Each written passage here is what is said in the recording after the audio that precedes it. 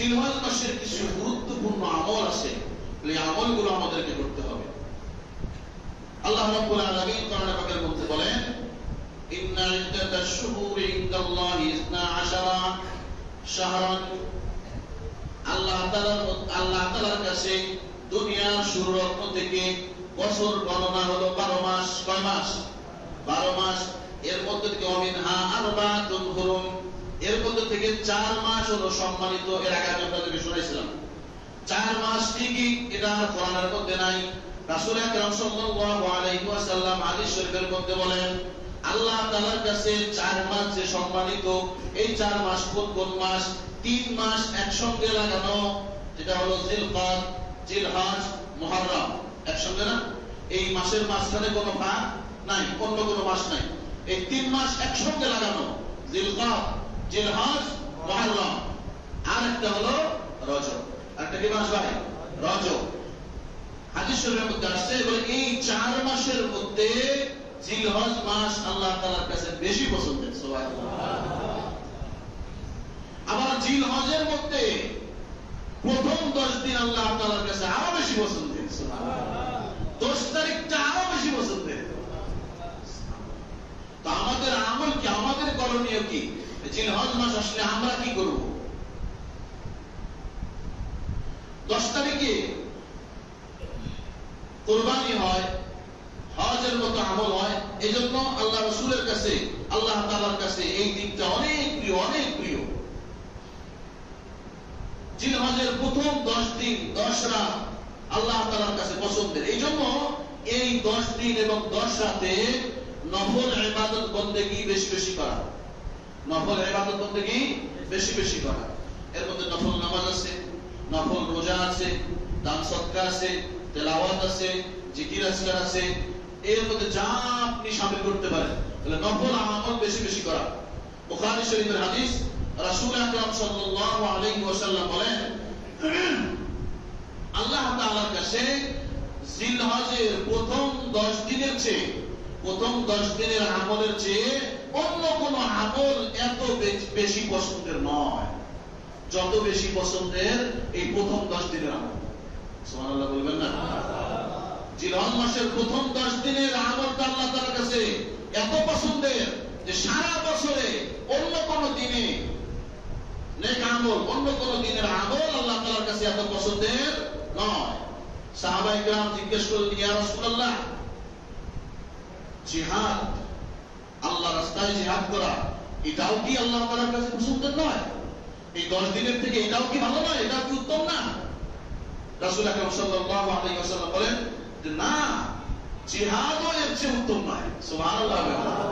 হ্যাঁ, কিন্তু যে ব্যক্তি আল্লাহ তাআলার সন্তুষ্টির উদ্দেশ্যে নিজের জান মাল সবকিছু জিহাদের ময়দানে নিয়ে গেছে আর কোনো কিছু ফেরত আনে নাই, সবকিছু বিলীন করে দিয়ে দিয়েছে, বলে এই ব্যক্তিটা এই 10 দিনের চেয়ে উত্তম। এই ব্যক্তির আমল কি 10 দিনের চেয়ে উত্তম। আমার হাদিসটা বুঝে আসছে? তাহলে আমরা এই 10 দিনে চলতে ফিরতে 3টা আমল বেশি করব। কয়টা আমল? 3টা আমল বেশি বেশি করব, যার মধ্যে কোনো কষ্টও নাই, কোনো ঘাম ঝরাতেও হবে না, ওযুরও দরকার নাই, শুয়েও করতে পারেন, হাঁটতে হাঁটতেও করতে পারেন, বসে থেকেও করতে পারেন। এই আমলগুলো এত সহজ। কি আমল? হাদিস শরীফের মধ্যে আসছে যে লা ইলাহা ইল্লাল্লাহ, আল্লাহু আকবার আর আলহামদুলিল্লাহ। এই 3টা আমল, এই 3টা তাসবিহ বেশি বেশি পাঠ করা। এই 10 দিনে কি করা? 3টা তাসবিহ বেশি বেশি পাঠ করা। কি? লা ইলাহা ইল্লাল্লাহ, আল্লাহু আকবার, আলহামদুলিল্লাহ। পারবো ইনশাআল্লাহ? পারবো ইনশাআল্লাহ? এরপরে জিলহজ মাসের প্রথম 9 দিনে রোজা রাখা। প্রথম 9 দিন কি করা? রোজা রাখা। প্রথম 9 দিনের রোজা রাখা। এই 9 দিনের রোজা আল্লাহ তাআলার কাছে অতি পছন্দের, খুবই পছন্দের। কেমন? হাদিস শরীফের মধ্যে আসছে যে প্রত্যেক দিনের নেক আমল, প্রত্যেক দিনের রোজা এক এক বছরের রোজার সওয়াব দেয়। সুবহানাল্লাহ।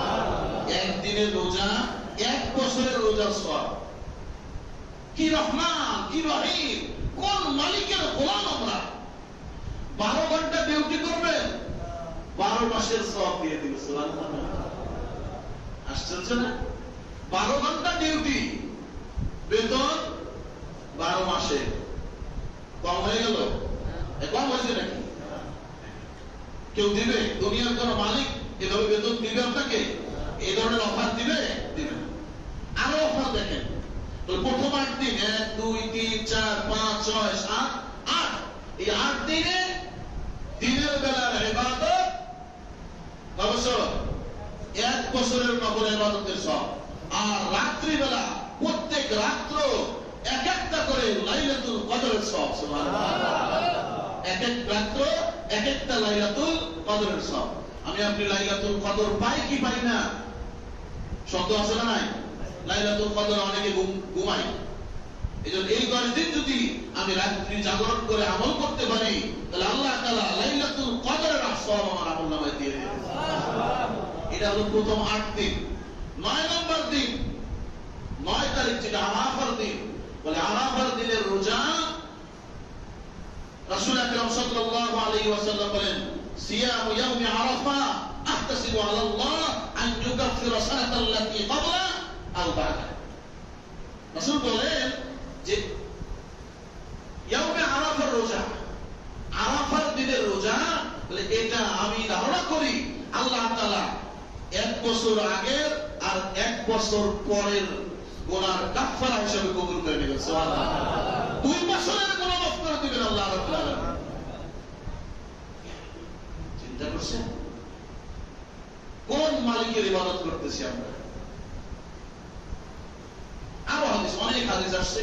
হযরত আয়েশা সিদ্দিকা রাদিয়াল্লাহু তাআলা থেকে হাদিস, আমি বলছেন সব নফল ইবাদতের ক্ষেত্রে দেখবেন আল্লাহ রাসূলের বিবিদের থেকে হাদিস বর্ণনা।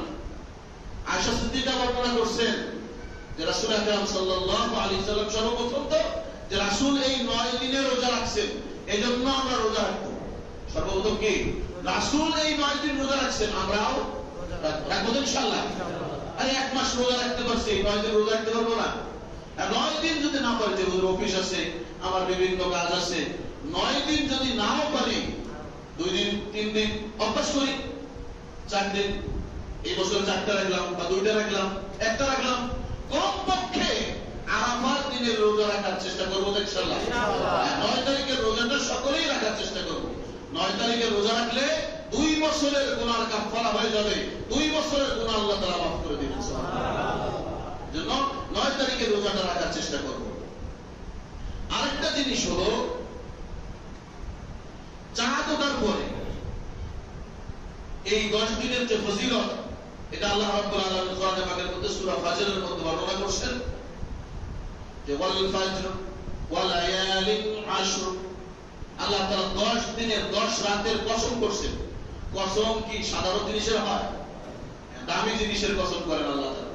এজন্য এখানে আশার দ্বারা সমস্ত মুফাসসিরিন কিরামের একমত যে এই 10 রাত দ্বারা উদ্দেশ্য হলো জিলহজের প্রথম 10 রাত, জিলহজের প্রথম 10 রাত। এই 10 রাতের ফজিলত আল্লাহ তাআলার কাছে অনেক বেশি।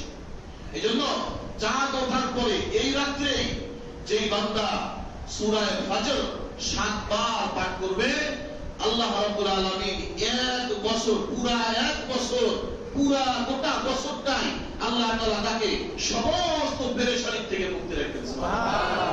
আমি আবার বলতেছি, চাঁদ ওঠার রাত্রে, যেদিন চাঁদ উঠবে, আজকে চাঁদ উঠবে মনে করেন, হয়তো আজকেই উঠবে, তো আজকে চাঁদ উঠবে, আজকের এই রাত্রে যে ব্যক্তি সূরা ফাজর 7 বার পাঠ করবে, আল্লাহ তাআলা এই পুরা বছর, আজকের রাত থেকে নিয়ে আগামী জিলহজের রাত পর্যন্ত আল্লাহ তাআলা এই পুরা বছর তাকে সমস্ত পেরেশানি থেকে হেফাজত রাখবেন। সুবহানাল্লাহ। এই পেরেশানির মধ্যে সব ধরনের পেরেশানি আছে।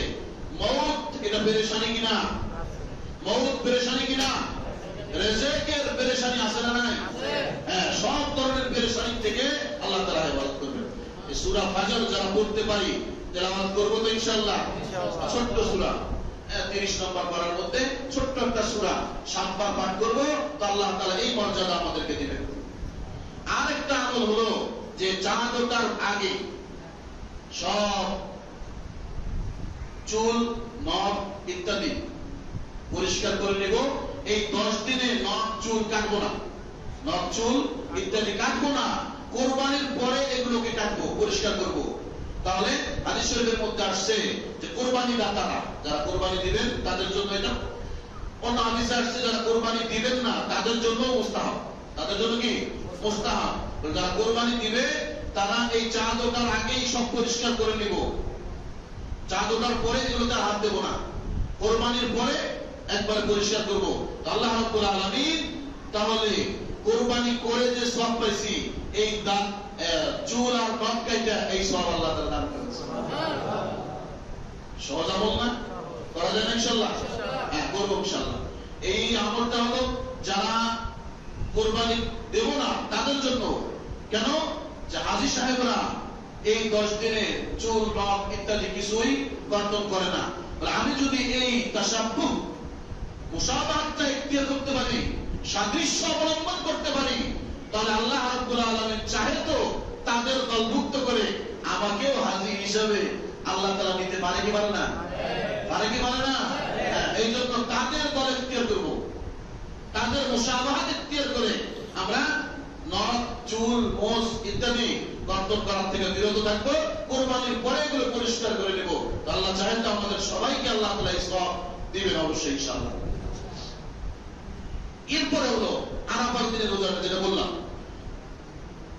আরেকটা আমল হলো তাকবীর তাশরীক। আইয়ামে তাশরীক হলো 5 দিন। কয় দিন? 5 দিন। 9 তারিখ ফজর থেকে নিয়ে 13 তারিখ আসর পর্যন্ত, 9 তারিখ ফজর থেকে নিয়ে 13 তারিখ আসর পর্যন্ত এটাকে আইয়ামে তাশরীক বলা হয়। এখানে আমরা কালেমা তাশরীক যেটা বলি এটা বলতে হবে। 9 তারিখ বলেন না, 9 তারিখ ফজর থেকে নিয়ে 13 তারিখ আসর পর্যন্ত। আর মনে রাখতে হবে, হাকিমুল উম্মাহ আশরাফ আলী থানভী রাহমাতুল্লাহ আলাইহি বলেন যে প্রত্যেক মুসলমানের জন্য আহলিয়াদেরকে, পরিবারবর্গদেরকে স্মরণ করানোর জন্য এই তারিখটা লিখে, প্রত্যেকের ঘরের মধ্যে এই তারিখটা লিখে রাখা দরকার। যখনই জিলহজের চাঁদ উঠবে বলে এই তারিখটা লিখে রাখা যে 9 তারিখ অমুক দিন, 9 তারিখ অমুক দিন সকাল ফজর থেকে নিয়ে 13 তারিখ অমুক দিন আসরের নামাজ পর্যন্ত তাকবীর প্রত্যেকের জন্য, নর নারী বালেগ বালেগা নর নারী প্রত্যেকের জন্য প্রত্যেক নামাজের পরে একবার করে বলা ওয়াজিব। কি ওয়াজিব? এটা বলতে হবে। কি বলতে হবে? আল্লাহু আকবার, আল্লাহু আকবার, লা ইলাহা ইল্লাল্লাহু, আল্লাহু আকবার, আল্লাহু আকবার, ওয়ালিল্লাহিল হামদ। এটা একবার করে বলবো। কয়বার? একবার। পুরুষ মসজিদের ভিতরে উচ্চ আওয়াজে করবে, মহিলারা বাড়ির ভিতরে, ঘরের ভিতরে নিম্ন আওয়াজে করবে একবার করে। নিম্ন আওয়াজে কয়বার? একবার। পুরুষরা উচ্চ আওয়াজে একবার, মহিলারা নিম্ন আওয়াজে একবার। এটা প্রত্যেক ফরজ নামাজের পরে। তাহলে এখানে মোট 23 ওয়াক্ত নামাজ হবে। অনেক ভাইয়েরা বলে আরাফার দিন দ্বারা উদ্দেশ্য যেদিন আরাফার দিন হয় মক্কায়, এই আরাফার দিন না। এখানে আরাফার দিন মানে একটা পরিভাষা। আরাফার দিন মানে কি? ইয়াউমে আরাফা একটা পরিভাষা। যেমন ইয়াউমুল জুমআ, ইয়াউমুল জুমআ একটা পরিভাষা হয়ে গেছে। ইয়াউমুল জুমআ মানে আমরা শুক্রবার বুঝি, জুমার দিন বুঝি। আসলে এর অর্থ হলো একত্রিত হওয়ার দিন। আমরা কি একত্রিত অন্য দিন হই না? শনিবারে একত্রিত হই না? যে কোনো কারণে ইফতারির সময় একত্রিত হই, বা অন্য কোনো কারণে জানাজার সময় একত্রিত হয়ে যাই, রবিবার হোক সোমবারে হোক একত্রিত হই কি হয় না? একত্রিত হওয়ার দিন হলো ইয়াউমুল জুমআ। কিন্তু আমরা, আমাদের পরিভাষা হয়ে গেছে যে ইয়াউমুল জুমআ মানে হলো শুক্রবার। ঠিক তেমনি ভাবে ইয়াউমে আরাফা এর দ্বারা উদ্দেশ্য হলো আরাফার দিন, মানে জিলহজ মাসের 9 তারিখ। জিলহজের কয় তারিখ? 9 তারিখ। এখানে আরাফার দিন যদি ধরেন তাহলে আরাফা হয় হলো জিলহজের 8 তারিখ। আমাদের দেশের অনুযায়ী কয় তারিখ হবে? 8 তারিখ হবে না? এই 8 তারিখে রোজা রাখার কথা না, 8 তারিখ থেকে এই তাকবীর বলার কথা নয়। জিলহজ মাসের 9 তারিখ থেকে তাকবীর বলতে হবে, জিলহজ মাসের 9 তারিখে রোজা রাখতে হবে। এখানে আমাদের সমাজে কিছু ভাইরা আছে এই রোজা এবং এই তাকবীরের মধ্যে বিশৃঙ্খলা করার জন্য এখানে ইয়াউমে আরাফা আর আরাফার 9 দিনের মধ্যে একটা পেঁচ লাগাই দেয়। এই পেঁচের মধ্যে কেউ করবো না। যারা পেঁচ লাগাইতে যাবে যে ভাই আমি সহজ সরল মানুষ, আমাকে হুজুর যা বলছে আমি তাই আমল করব। যদি আপনার বেশি বুঝে আসে, আপনি যদি 1 লাখ বেশি বোঝেন, তাহলে আমি এতটুকু বুঝি না, আপনি যান হুজুরের সাথে আরাম করেন। কোথায় জায়গা দিবেন? হুজুরের ওখানে যান, বিপদে পড়লে হুজুর করুন, আপনি বেঁচে যান। তাকে একটা সম্মানের সহিত হুজুরের কাছে পাঠিয়ে দেবেন, তার সাথে মুআমালা হুজুরের হবে। কি আমল কিভাবে সে মুআমালা হবে সেটা হুজুর আর সে বুঝবে, আপনার সাথে কোনো তর্কাতর্কি আর নেই। তো এই আমলগুলো আমরা করার চেষ্টা করবো তো ইনশাআল্লাহ, করবো তো ইনশাআল্লাহ।